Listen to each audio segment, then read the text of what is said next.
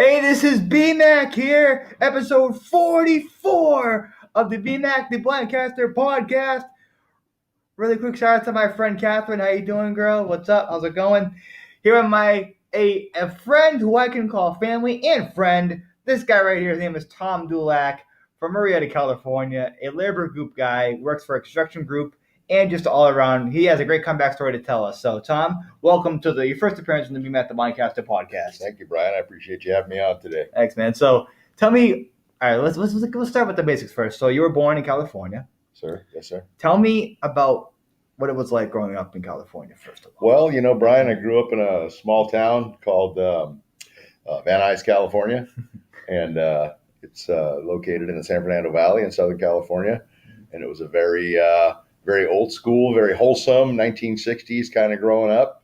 That was back in the days when you could play out on the street. Your parents didn't have to worry about you, and we'd go out and we'd ride our bikes all day, and we didn't have to be in till the street lights came on. But you had to be in when the street lights came on. You can't be out there mousing around afterwards. Mm. And so we knew, and it was a pretty cool deal. It was a pretty good childhood. We played football in the streets, and we played stickball, and we rode our bikes for miles and miles and miles, and we just go out and we just have adventures every day, man. It was pretty cool. Mm. Tell me about what were your parents like? My parents? Yes. Well, my parents got married when they were very young. Yep. My mom and dad met while my dad was in the Navy. My mom grew up in San Diego, California, and my dad was in the Navy. And so one of the shipyards that he would frequent was the shipyard in San Diego in the harbor. Mm-hmm. And that's where they met. And they got married when they were very young, and they had children when they were very young. Mm. And I think that to some degree, having children that young put a lot of strain on them. Yeah. As young adults, and like so often happens, and it's like we hear happening, a lot more so nowadays. I think they eventually grew apart because of the demands that were put before them as far as having 3 children, and I think they were over time just dissatisfied with the way their lives were going. I think they both wanted more. I don't know. I can't speak for them. I don't know what that more looks like or feels like, because I'm not them. Yeah. But so they eventually grew apart, and I think it was about when I was like 14 or 15 years old, they ended up getting divorced, and they both went on to get remarried, and they were both very happy in their remarriage. Sadly, my stepdad, my mom's second husband, he passed away several years ago, and he was a good guy. I mean, I give a lot of credit to a guy who would not only marry a woman, coming off of a divorce, but a woman with 3 kids. So he took on the responsibility of not only, being married to my mom, but also taking on the responsibility of helping her to raise her 3 kids. Even though we were in our teens, my brother was much younger, but yeah, that's a man's man. It takes a lot to step up to the plate and do something like that. Yeah. And you are the definition of a man's man. I'll say that for sure. Well, I've been through a lot in my lifetime, and I've learned a lot, and so. Mm. Tell me about your earliest childhood memories. Ooh, earliest childhood memories.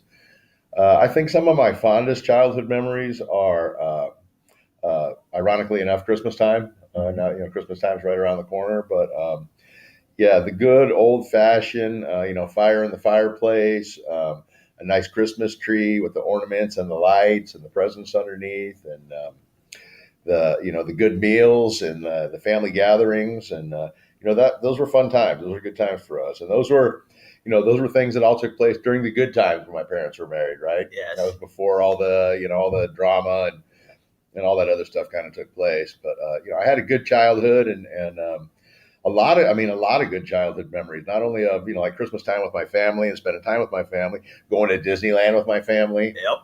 We had a family friend that worked for a giant corporation called Roar Industries, and his name was Ralph Stevens. And Ralph Stevens would get us tickets to their company event at Disneyland, which was really cool because you didn't have to stand in line. There wasn't that many people at the park that night, so you could get on rides pretty quickly. So that was kind of cool. That was a cool childhood memory. And then, obviously for me, playing in the streets with my friends. Oh, yeah. The interaction that we had as young children, learning things as we go, being able to lean on each other, having those relationships, kind of like movies, like The Sandlot and Stand By Me and Yep. those types of movies. That's the kind of childhood that I had. It was very old school, very innocent, very wholesome, but also very adventurous. We got an opportunity to learn a lot from each other as we went through life. Yeah. Now, tell me about. So this is again a comeback story. So tell me, what was the first kind of how do I put this? What was your first kind of sign of the toxicity of, because you've had a great comeback story. So what was the first crazy thing that you did? Well, excuse me. Yeah. Well, when things started to go kind of sideways with my parents, and please understand that as we talk today, I never want you to misunderstand that I completely understand at this point in my life that my parents did the absolute best they could do with what they had in front of them and the knowledge they had. Yeah. And so in no way, shape, or form do I blame my parents in any way for the way things turned out as far as their marriage, because those are, two human beings who deserve to create a new path for themselves and to be happy in life. Because ultimately, at the end of the day, everybody's entitled to happiness, whatever form that takes, right? Yes. So for me to see my parents going through that strife and that drama and those trying times, it was difficult for me, and I didn't really know, where to turn. And again, it was right around when I was 14 or 15 years old, so I was just getting ready to start high school, and I met some less than savory individuals,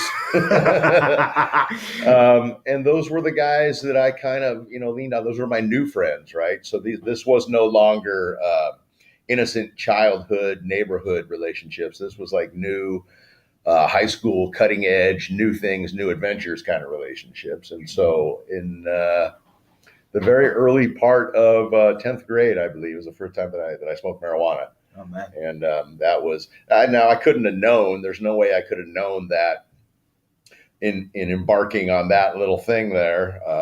As far as I knew, marijuana was relatively harmless, and people talk about it being a gateway drug, and I don't know if there's any truth to that or not, but that's where I started.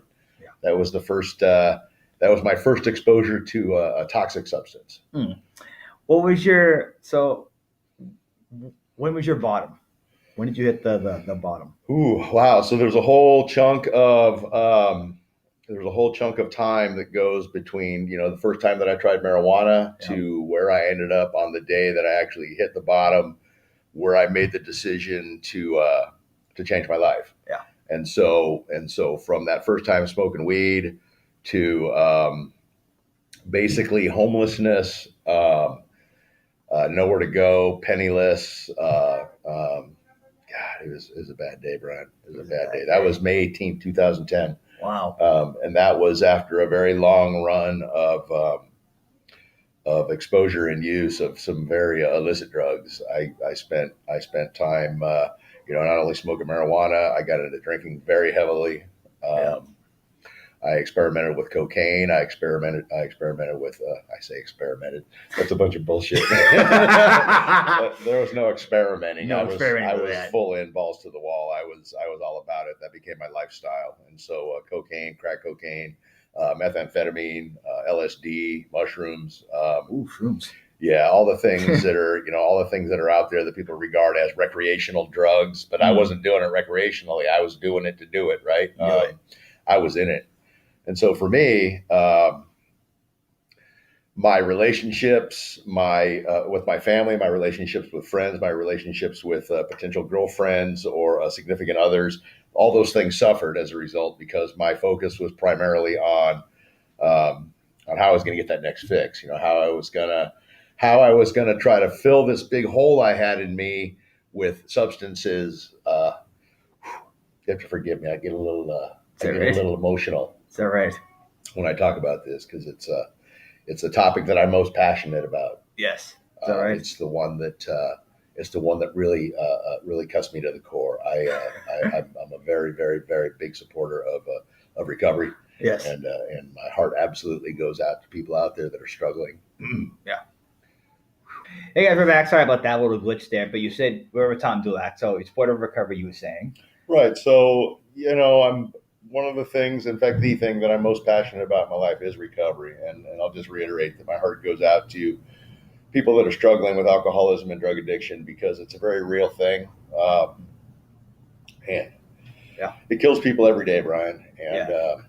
And so one of the greatest successes that I see in my life is when people come into the program and they make an attempt at recovery and they stick around and it works because nobody's more surprised that I'm sober today than me. Coming up on 9.5 years, and it just blows my mind because never in my wildest imagination would I have thought that a guy like me, would be able to recover. So going back, so I thought, well, maybe if I quit doing drugs, and I just drank, that everything will be okay, right? Yeah. And I'll just, and I'll drink like a gentleman, right? Yeah. Well, knowing what I know now, and knowing about dual addiction, and knowing that, basically what that means is anytime you take one thing out, you're just going to replace it with something else until you actually make a decision to enter yourself into a recovery program and distance yourself from all of these bad things, all of these illicit drugs, all the alcohol.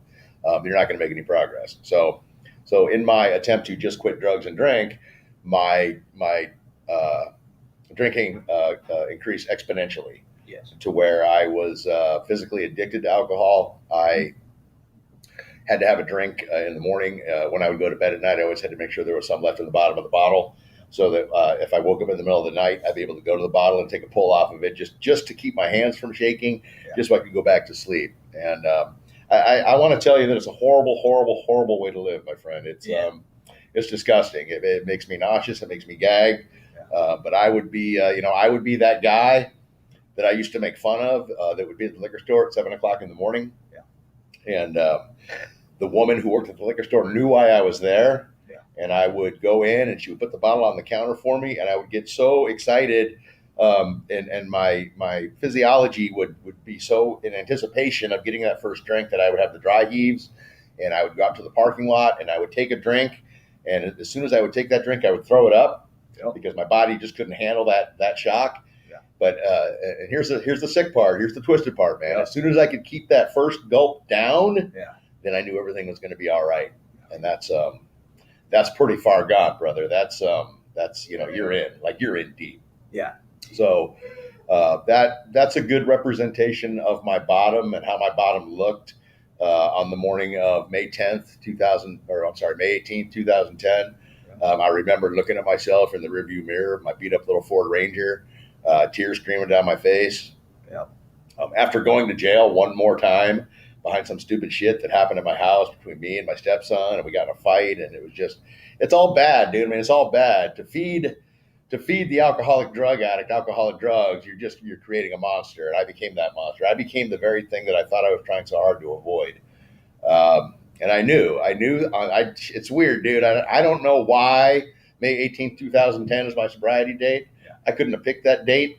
Yeah. That date picked me, man. That was God letting me know today's the day, brother. Today's the day. So I had to make a decision on that day. Yeah. And I had to decide. The decision I had to make was, am I willing to do anything I have to do?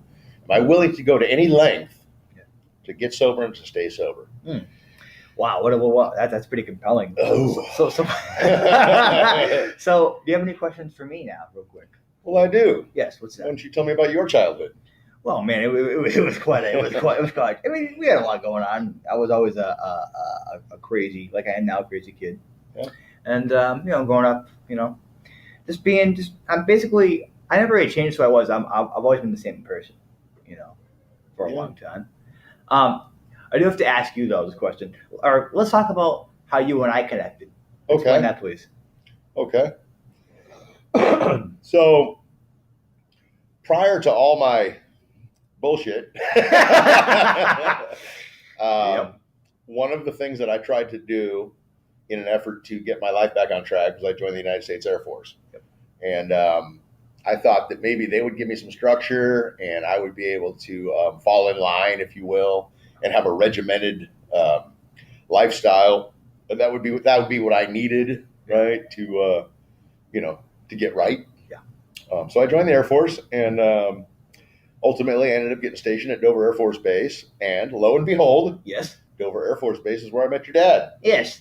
That wacky dude. That loose nerve. Yeah, we hit it off. You know, a dude from LA and a dude from Boston hanging out. Yeah. At that time, basketball was a pretty big deal, and the Los Angeles and Boston rivalry was in full swing. And so we kind of enjoyed egging each other on, where it was Magic Johnson versus Larry Bird. Yes. And we would actually wager on that. Yes. And he won most of the time, and it really pissed me off. Those were long walks to the ATM, man. I didn't like having to go to the ATM and get, $100 or $200, whatever the wager was. That was a lot of money back then. And he enjoyed it.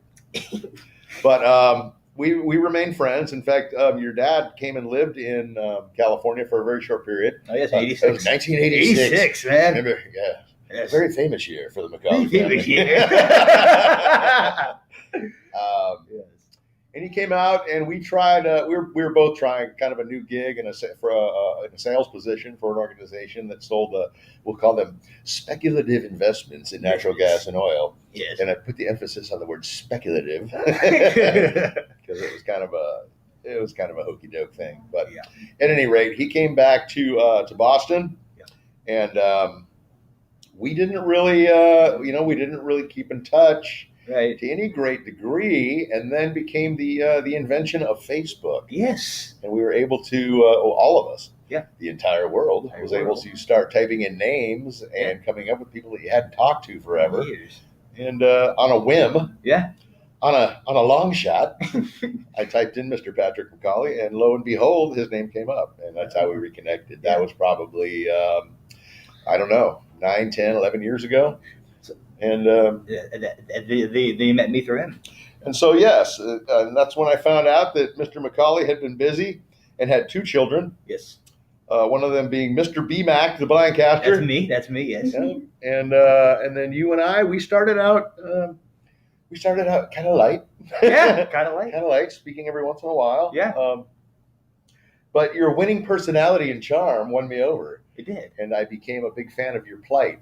And one of the reasons that I became so interested in your plight is because I was in the midst of my own plight, my own little new road that I was on, and I knew that you were starting to have designs on what you wanted to do with your life, and what direction you wanted to go. Yep. And so I immediately became a fan because I knew, based on what you had told me, what you wanted to do, be a famous podcaster. Yes, rockstar. I believe it was podcaster during the day. Rockstar by night. Rockstar by night. Exactly. Is that correct? This is correct, sir. Yes. Okay, excellent.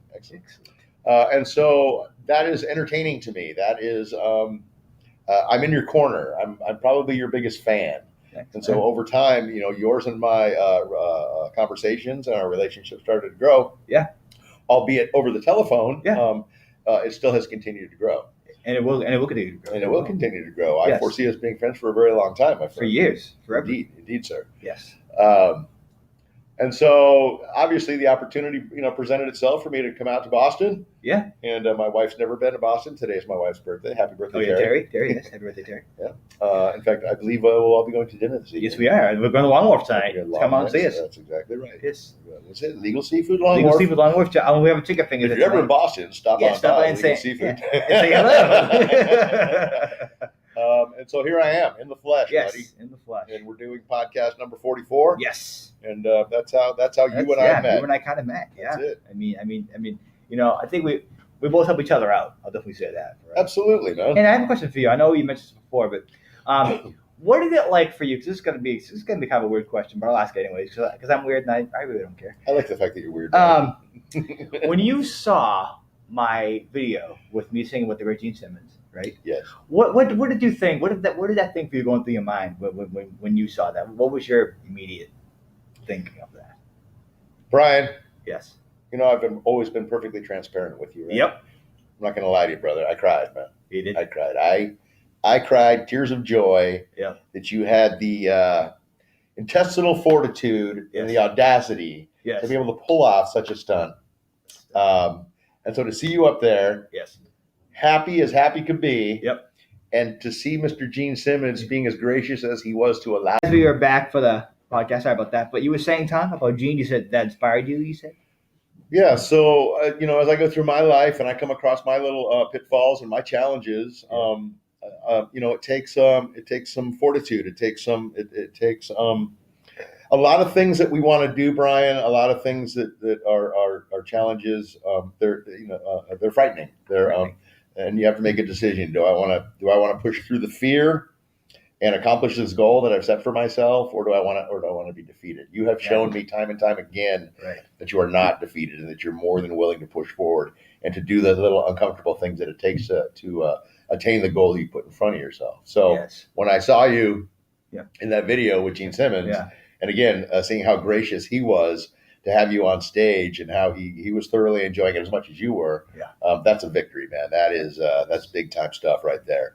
I see something like that, and it's a story of perseverance. And that's what you do, man. You persevere. And that's why I'm super grateful and super happy to be here today. Because I want to see you further your career. I want to see you become a famous podcaster, BMac the Blind Caster. Right here, folks. Right here. So what's sobriety? So what's sobriety do you feel like now? What do you love about sobriety now? Well, I'll just go ahead and I'll give you kind of the latter part of in the program we talk about what it was like, what happened, and what it's like now.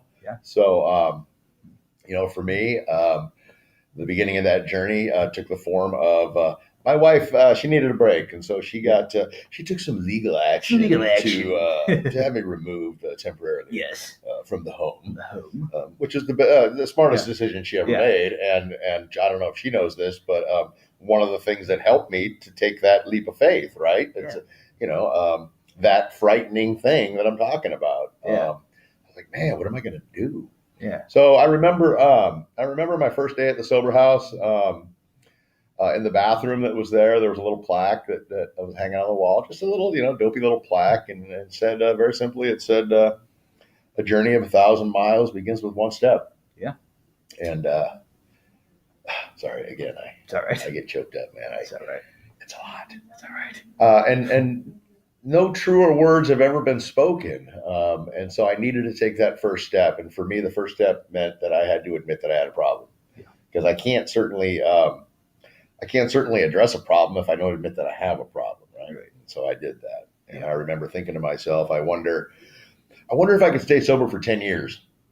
That'd be a hell of a mark. That'd be something to shoot for, right?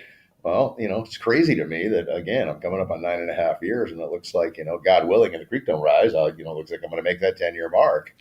And I don't want to get ahead of myself, because those days aren't here yet. But, truth be told, I'm feeling pretty good. So, I took some, the guy who owned the sober house said I didn't have any money. I didn't have any income. I don't know what I was going to do.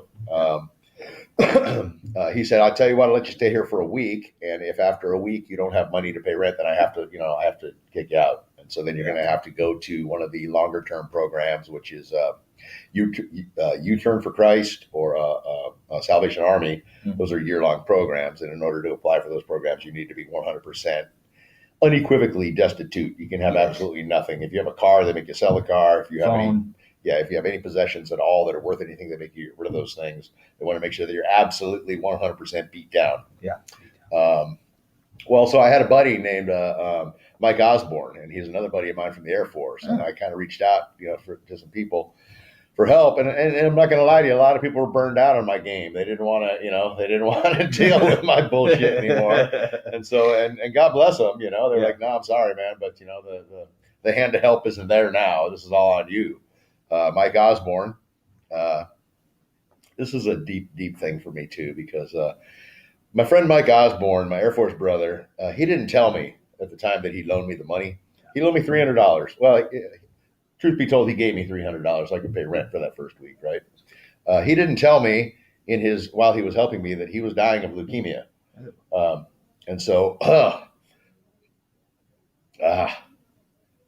to me, that's one of the most beautiful, selfless acts that a person could display. To be able to step outside of yourself when you're facing death in the face, You're looking at death in the face, and to be able to reach out and help another human being is a huge, huge deal for me. It is. And so that has always stuck with me since the beginning of my sobriety. Mm. And so as such, not only in an effort to do the right thing, but in an effort to honor my brother's memory, I try to be that guy now. Yeah. I do the best that I can do on a daily basis Me too. to be kind to my fellow human beings, to be able to help people monetarily where I can. Yep. And I don't do it because it makes me, because I'm trying to show off or because I'm some kind of big shot. Right. I do it because to me it feels like the right thing to do. Yeah. And so I took some shitty jobs working. I helped one guy clean carpeting, and he would dump me off, and I'd clean carpets, and he'd go drink, and then he'd come and pick me up, and I'm trying to stay sober, and he'd come back and he'd be like, "You have to drive back home because I've been drinking," and so I had to separate myself from his game that he was running, and I had to understand that this wasn't about him. This was about my journey, what I was willing to do for myself to stay sober. Yeah. And so working in that uncomfortable situation provided me with enough money to pay rent, stay at the sober house, and put a little bit of gas in my truck so I could go to AA meetings. And I don't know why or how God had my back, but it started to work. And pretty soon I was able to leave that job, and I started working for another guy who was a plumber. In fact, he was the guy that owned the sober house. And he taught me how to do basic plumbing and HVAC installations, and I started learning a trade. And I got pretty good at it. Yeah. And then things just kind of, it's weird, man. Things just kind of, as long as I continued to do the right thing and stay sober, not drink or use, try to become a better human being, not be a shithead, good things started happening, man. It was miraculous. Dude, it was miraculous. Best. And so, it just went on like that. And then pretty soon I became a foreman for another construction company. My good friend Mike Wall. What's up, Mikey? He gave me a job, and he did renovations for a pretty big construction company. And in fact, the renovations that he did were Section 8 and government-assisted housing projects. And so I kind of got involved in that. And that was about 10 years ago. And Wow. And then things didn't really work out with that job. And so I ended up going back and just kind of doing piecework for a guy. And the damnedest thing, Brian, I was up in an attic in Fallbrook, California, doing HVAC ducting. It was hot. I was sweaty. And I got this phone call. I got this random phone call from a guy that I used to work with. In fact, it was Bob Erickson. He was Mikey Well's partner when I worked for them. Mm-hmm. And he said, "Hey, I had gotten this new job working for a company called United Renovation Specialty Group. I'm a superintendent." Yes. He said, "We're hiring for assistant superintendent positions. Would you be interested?" And I was like, "Hold that thought." And I crawled out of this attic and I went to my truck, and we had a little interview over the phone, and they expressed interest. And then a couple of days later, we had another phone interview with the president of the company and the director of construction, and they hired me. They hired you, man. That's the best. Yeah. It was 5.5 years ago. Wow. The company has since then changed its name from United Renovation Specialty Group. And now we are part of a much bigger corporation called Katera. And so I work for a company called Katera, and then the division I work for is affordable housing. So essentially, I'm doing the exact same thing that I was doing for Mike Wall and Bob Erickson 10 years ago. But now, are you ready? Are you ready for this? Of course. I'm a mid-level manager for this corporation. I'm what they call a general superintendent, which means now I'm in charge of making sure that other superintendents that work under me are doing their job correctly, because somebody somewhere along the line deemed that I knew what I was doing, and they thought it would be a good idea for me to supervise and to train other people to become better superintendents. Now, how does that happen, Brian? How do I get from that shitty beginning of this story to where I'm at today, sitting in Boston, Massachusetts, on a podcast with my friend, on vacation? Yes. Sobriety, buddy. I applied myself to the program. I did what I needed to do one day at a time. And God saw fit to let me progress in life a little bit more as time went on. And here I am. I've never been happier. I'm living my absolute best life. And I just, it blows my mind because, again, I'm going to say it again, man. It's a miracle. It's a miracle. For a guy like me to come from where I came from to be where I'm at today is an absolute God-given miracle. It is. That's my story. It is, man. It's the best. It's the best. And is this the first podcast you've ever done? This is the first podcast I've ever done. Yeah. Yes. But the only thing I've had close to this, I guess we're back with Tom, BMac Podcast 44. So what were you saying the closest thing to this podcast was? You were saying. So, one of the most important things about sobriety and about being in the program is giving back. Is giving back to the program. And so the way we do that is sometimes we get invited to be a speaker at a meeting. And basically what that entails is, telling your story. And again, I'll say it again. It's what it was like, what happened, and what it's like now. And so from that standpoint, I've had an opportunity to get a little bit of practice in telling this story, my story. Yes. I've been able to polish it up a little bit. Yep. It's very nerve-wracking when you do it in the beginning because you're kind of all over the map. Yep. And I've gotten a little bit better at keeping it more streamlined, more inline, more linear, if you will. Yes. And so, and I enjoy it. I enjoy telling my story. Yep. I enjoy giving new people hope. Yep. It's almost certainly the most important thing that I do in my life is carrying the message of recovery. Yeah, I agree. And I'll say this in closing. I'm in this, Tom. I consider you family. I consider you family. I'll say that from day on out. I mean that.